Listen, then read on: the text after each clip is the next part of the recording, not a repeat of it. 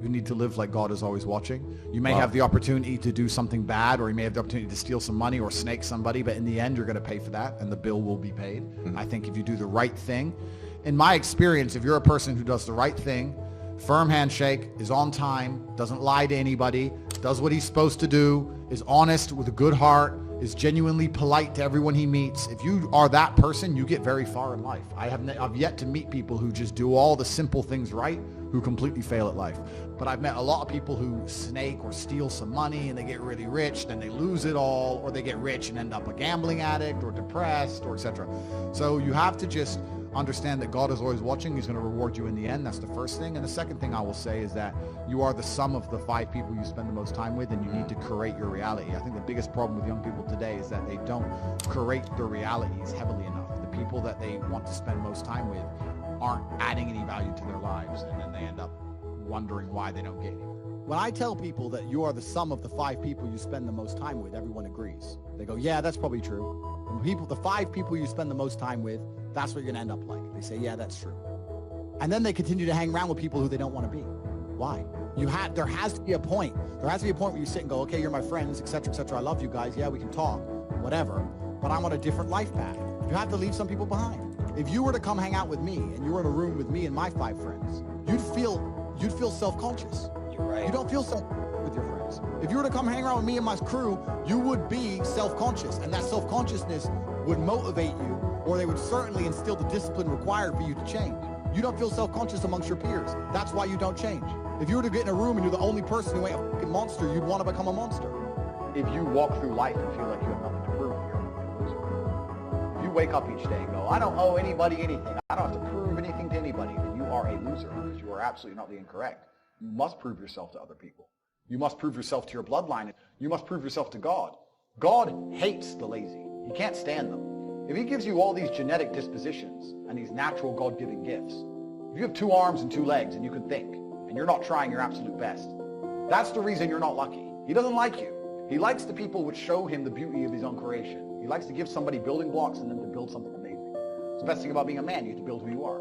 God loves to see that. Those people, for some reason, seem to be enormously lucky, right? The person who goes, I don't have to prove anything to God. I don't owe all of my ancestors any effort. You know, for 5,000 years, people were dodging saber-toothed tigers and catching the plague and running from Genghis Khan just for my stupid ass to be born. I don't owe them anything. Don't owe them a thing, because I want to play video games. These people are losers. You should walk through earth with force inside of you. If I walk, as I walked into this hotel reception, everybody, not because they know who I am, but because as I move, even if it's behind their head, people feel something. It's an energy that comes from brutal competence. That's what happens when a predator walks in a room. You pay attention next time you're in a restaurant. If a man who's truly dangerous walks in, nearly every other man kind of looks up at the same time. Feel it. You need to, or you don't survive. We've evolved with that to live. That's who I am. I couldn't imagine not being that man. I've done that because I've been trying to prove myself to my lineage my entire life. I wake up every day with something to prove. I have hundreds of millions of dollars.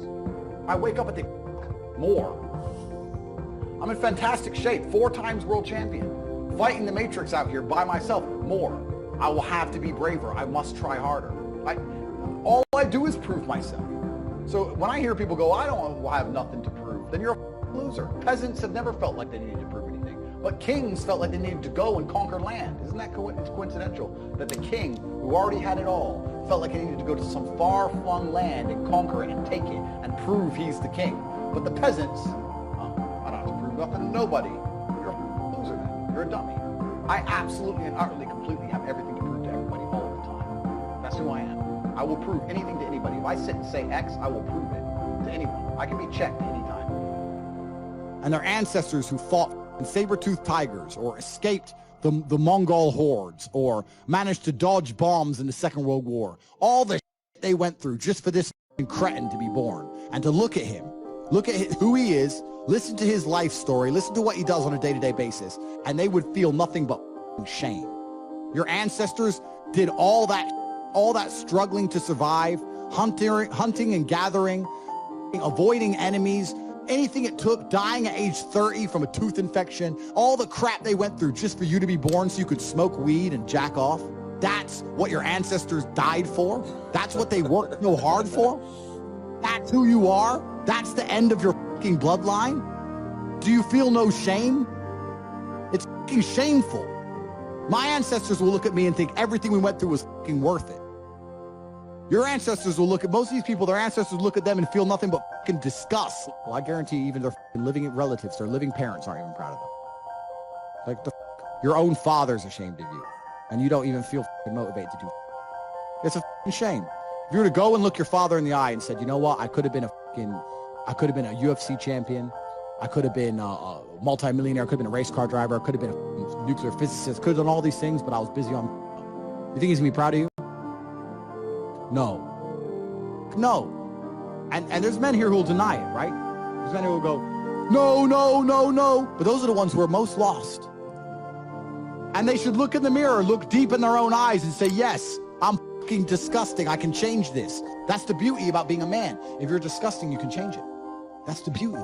There's nothing stopping you changing it. You're right. And you must accept it. You must accept it first. Most of these people, what they do is they hang around with other disgusting people, and then they're a little group of disgusting people, and they think, well, I'm not disgusting, everyone's disgusting, and this is normal, and it's normal to be a fucking off. Not in my world, it isn't. It's not normal to be a fucking jerk off in my world. It's the denial that's going to hold you back the most. The people who go, yes, I'm wasting my potential. Those are the ones who have potential. The ones who stand up and go, I am wasting my potential. I could be anything, and I am not that yet. They have a chance. The men who go, well, no, actually, I'm fine.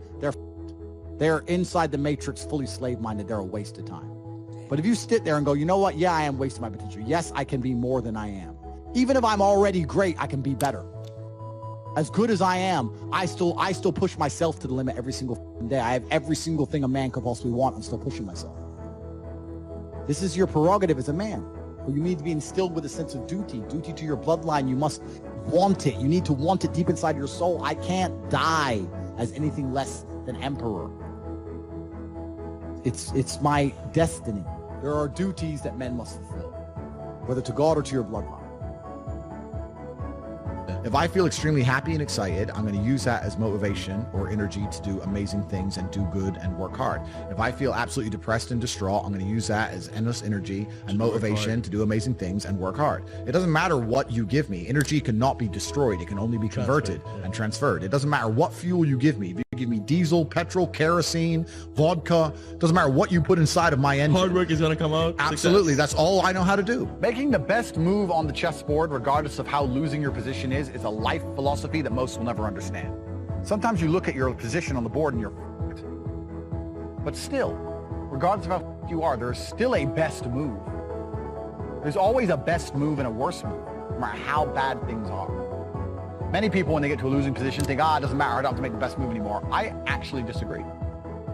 Maybe 9 times out of 10, the best move won't save you, but that 1 time out of 10, the best move might be just enough to save your ass. And on a long enough time frame, if you play the game repeatedly, day after day, taking risks, always making the best move, regardless of whether you're winning or losing, it will compound into an upward spiral of never-ending success. You might end up somewhere near me. You might have dinner one day. You might stop being a brokey. You might stop being a loser. If your girl leaves you, the best move on the board, perhaps is to go to the gym, perhaps is to send her flowers, perhaps is to never text her again. But you should make the best move on the board regardless. Even if you don't want her back, you should still make the best move. You should always think that way. What move will give me the best possible strategic position? That's how you think. That's how I think. Best move on the board is how you should approach your life. Next time you're in a situation, you should sit and say, okay, this is a bad situation. But what's the best move I could possibly make? What's the outcome I would like? What's the most likely move to give me that particular outcome? And you'd be surprised what some of them are. I had a guy email me the other day saying he lost his job. He was the worst salesman. Well, then you deserve to lose your job. That's how sales works. It's fearsome. He goes, well, I don't know. What should I do? I said, what's the best move on the board? He goes, well, I really want the sales job. I think I can get good at it. I said, well, then work for free. So do you have another job yet? He said, no. Okay, while you're applying for other jobs, instead of sitting around on your ass at home, keep working for free for the company for 2 or 3 weeks and see if you can turn it around. And he tried that. And he couldn't because he's shit at sales. But the point is, if he would have sat at home doing nothing, it wouldn't have helped him. The best move on the board was to try and prove to his company that he's actually worth something. If he was worth something, in those 2 or 3 weeks, he might have turned around and got his job back. He still got to apply for new jobs. He didn't lose anything. Best move on the chessboard. That's how I want you to approach your life, ladies and gentlemen.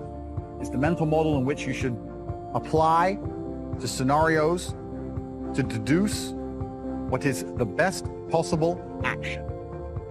Because if you're always making the best move and very rarely making the worst move, it's pretty hard to lose. It's player versus player out here. The world is about winners and losers, and everyone is competing against each other. You are competing against me. I'm competing against you. You're competing against your friend. You're competing against your enemies. You want $1, so does everyone else. You want that hot girl, so does everyone else. You want that house, so does everyone else. What's amazing is the things you want, the main reason you want them is because other people want them. So you can show off that you have it and they don't. It is competition. Kind of like the age-old adage. If a tiger's chasing 10 people, you don't have to be the fastest. You just have to be faster than the slowest guy, because he's fucked. So considering that a lot of people are constantly making the wrong moves, if you can just start to make the right moves most of the time, you'll see exactly how easy life can be. I don't even want your energy around me, because quitters are the worst people on the planet. You can give a quitter absolutely everything and they will still fail. You can give it, doesn't matter what it is. If you go to IKEA and buy a flat pack table and put it in front of a quitter, you will never have a table. He'll look at it, and it's just long, and he'll quit. Quitters can have every single advantage. Quitters can have all the information. Quitters can have all the tutelage. Quitters can have a mentorship. Quitters can have someone who messages them every morning, hey bro, let's get it. And guess what they're gonna do at the end? Quit. They ain't never gonna have. So if you're a quitter, I don't even want you even inside my organization. I don't want quitters anywhere near me, because you're never gonna be successful. People say, hey man, you need to find what you're passionate about and do that. And what they're trying to say is only do what you like, because you have no motivation to do anything else. Well, I'm going to sit here and once again explain to you how different the world is when you have a mind which isn't warped and affected easily by outside influences. You are never going to become a robot. This has nothing to do with not feeling emotions. This has nothing to do with just becoming an empty, emotionless void of a person. That's not what this is. This is about understanding that you're a human being. You're going to feel emotions. This is a beautiful thing, and making sure that you use them in the correct way. A, and B, you do not ever let them stop you doing what you're supposed to do. I say to people often, I haven't felt like going to the gym in 2 years. I'm wearing my gym clothes right now. I just finished training. I haven't felt like training in 2 years. After 10 years of professional fighting, after giving my life to exercise, genuinely, I have not woke up and felt like, oh, I really want to train. I haven't felt that way in a long time. That's why I retired from fighting. But I have still gone and I have still trained regardless of how I feel. So this is one of the tenets, and there's going to be a lot of things you're going to learn, of an iron mindset. It's the ability to not let your feelings affect you, and sometimes to do the complete opposite of how you feel. Because you're not going to very often feel like working hard. You're not going to always feel like doing the right thing. You're not always going to be motivated. The idea that you need to be constantly motivated shows how weak your mindset is. I don't need motivation to go to the gym. I can not want to go with every fiber of my being, and I will still be there, because I use my cerebral ability, I use my mind, and I logically decide what I'm going to do with my day regardless of how I feel, regardless of whether I'm motivated or not. Because that's all life is, and that's all the world is. Life is just getting things done, doing the right things, doing the important things, making sure they're done efficiently and thoroughly so that you live the best possible life. It's as simple as that. It's not particularly complicated. I'm not going to be, and I don't want to be, one of those guys who's like motivation, inspirational. I've never been one of them people. I don't believe in motivation, inspiration. I don't believe in that crap. I don't believe that you need motivation to get things done. I'm not going to sit here and just talk a whole bunch of motivational things to make you feel good. What I'm going to do is I'm going to tell you the things I always did that allowed me to put together the mindset I currently have. So, if you look at any story, literally any story with a hero in it, they all have one thing in common, and that thing is that there's always a villain. You cannot have a hero without a villain. It doesn't matter. You can think of any superhero, any comic book, any book you can think of, any movie, there's always a good guy and there's a bad guy. So for the good guy to exist, there has to be a bad guy. There's no other way for the duality of the universe to continue without this basic tenet. So you want to be the good guy in your story. You want, and I've said this before actually, as a man, life is going to be difficult. It's more difficult than being a woman. It's more difficult than anything else. So it's very easy to see yourself. Life is actually easier as a whole if you see yourself as a hero. Because in every single hero story, the hero suffers. He has a hard time. And if you understand that you're suffering because you're a hero, then the suffering begins to make sense. So you can be sitting here right now going, my woman doesn't respect me, I have no money in the bank, this is difficult, I'm struggling here, I'm struggling there. You can feel sorry for yourself, or you can say, yeah, my woman doesn't respect me, I'm struggling, I can't make money, but you know what, that's because I'm a superhero, and my life's going to be hard, because I'm a man, and as a hero, it's going to be difficult. These are the tests and the trials and tribulations I have to go through to become someone. Every single male superhero went through a whole ton of before he became superhero. You've seen the Batman movies. His parents died. He was locked up in jail. All these bad things happen, and then they emerge as the hero. And this is done for a reason, because it's the reality of life, especially as a man. So right now, you have to understand that you're the hero in this movie, and if you're struggling for a very important reason. And how you handle these struggles and how you deal with these struggles are going to decide the kind of person you're going to be afterwards. You're either going to be a superhero, or you're going to succumb to them and you're going to fail. So be happy that you're struggling, because that's important. That's the first thing. Second thing is, there has to be a villain. Now, most people think their villain is someone else. You see this all the time. The villain's the opposite of the hero. So if you're sitting at home and you haven't got much money and you're broke and you're pissed off and you're depressed, and you look at me and I have 4 supercars and all these girls, I'm traveling the world, I go everywhere I want, you may think I'm your villain. People look at other people and say, oh, that guy has this guy has this, and they become envious. They think that's the villain. That's not true. That's not the case, because every single person has different circumstances. There are things you have that I don't have, and there's things I have that you don't have. So I may have had a genetic gift over you, for example, because I'm a fantastic kickboxer. But you may have been born more wealthy than me. I was born in a very, very poor family. So I had advantages and disadvantages. You had advantages and disadvantages. So comparing yourself to other people is asinine, and it's inane because it's not a level, fair playing ground. There are some people who are born to millionaire parents who are gorgeous, model, good-looking, and have 6-packs without trying. Some people are lucky like that. That's just how it is. So comparing yourself to these people is not going to help you. Your villain is nobody else. Your villain is someone you're going to create. And you're going to create your villain because he's going to motivate you to be the most powerful hero you can possibly be. So you're going to create your villain. And this is the task for the first week. This is a 6-week training course. And over each week, you have a very important task. And the task for this week is to create your villain. To make sure that there was no disadvantages involved, your villain's going to be a clone of you. But what your villain's going to have is he's going to have some things you don't have. And your villain is going to be the person who basically, without requirement for motivation, without being, no matter how he feels that day, no matter how stressed he is from work, regardless of what happens to him, your villain's going to be the guy who always does exactly what he wants to do.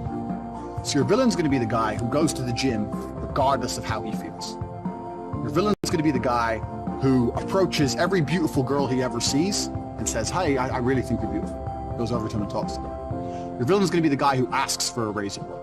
Your villain's going to be the guy who does everything he wants, regardless of how he feels, regardless if he's not motivated or not, regardless if he's shy to talk to that girl, or people are watching, or his ankle hurts, he doesn't want to go to the gym, whatever. Or he thinks his boss is going to fire him. Your villain is that dude who does anything he wants to do. You have to sit and you have to make a list of all the things. You have to sit there and say, if I did everything I wanted to do, if I were to be the best version of myself possible, what would I do? Okay, well, I'd go to the gym every day. I get up at 6 a.m. and I'd go to the gym every day. You write that down. My villain's the kind of guy who reads really important books. I say I don't have time, but my enemy, this villain, he reads books. He finds time. He doesn't watch TV ever. He doesn't waste time ever. He doesn't eat junk food. He reads books. Writes it down. And you have to make a list. Now, this list at first should be easy for you, but then you're going to get to about 7 or 8 things and you're going to stop. No, this list needs to be 25 to 30 points long, minimum.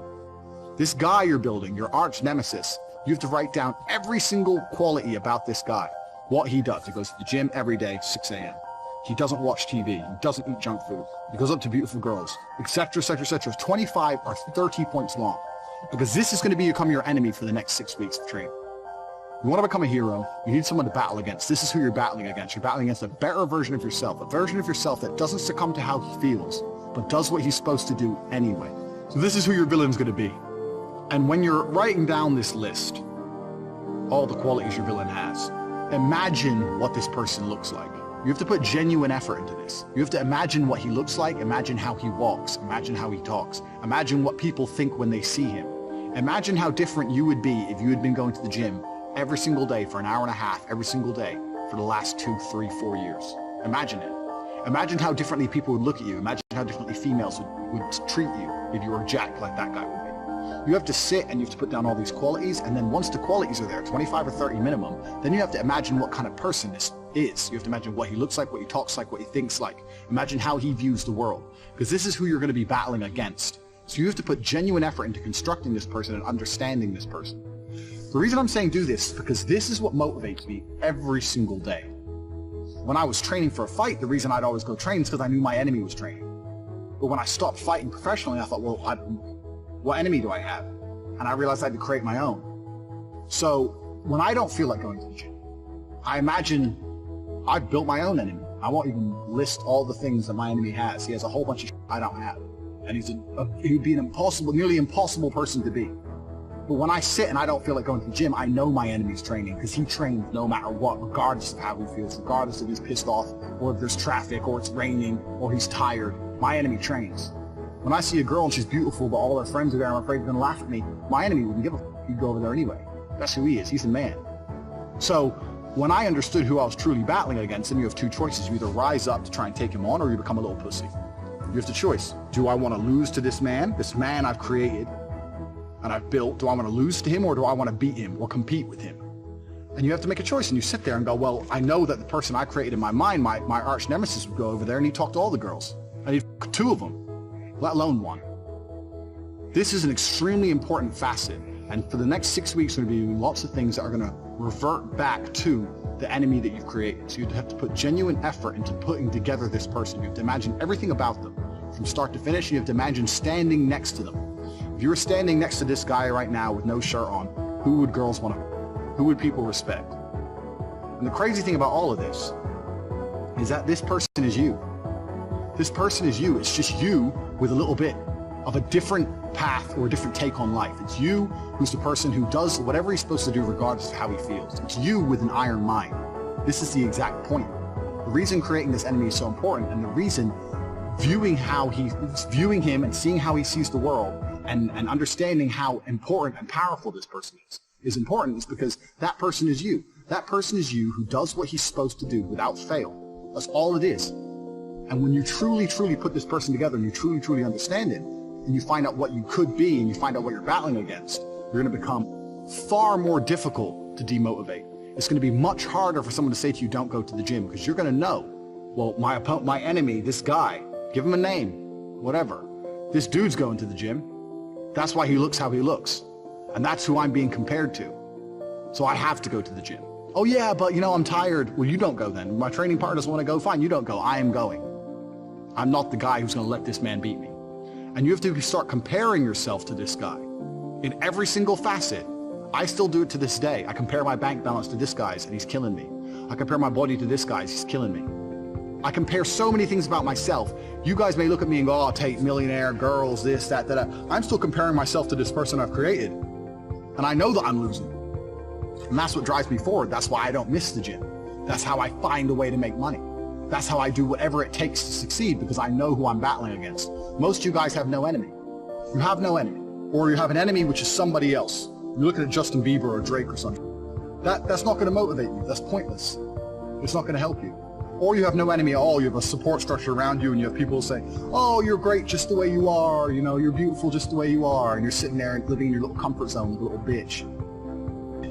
Put this enemy together from start to finish. And when you truly put this list together, you truly create this person and truly understand that it could be you, it's going to be far more difficult to stop you doing what you need to do in the future. You can give a quitter absolutely everything and they will still fail. You can give it, doesn't matter what it is. If you go to IKEA and buy a flat pack table and put it in front of a quitter, you will never have a table.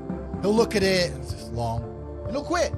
Quitters can have every single advantage. Quitters can have all the information. Quitters can have all the tutelage. Quitters can have a mentorship. Quitters can have someone who messages them every morning, hey bro, let's get it. And guess what they're gonna do at the end? Quit. They ain't never gonna have. So if you're a quitter, I don't even want you even inside my organization. I don't want quitters anywhere near me, because you're never gonna be successful.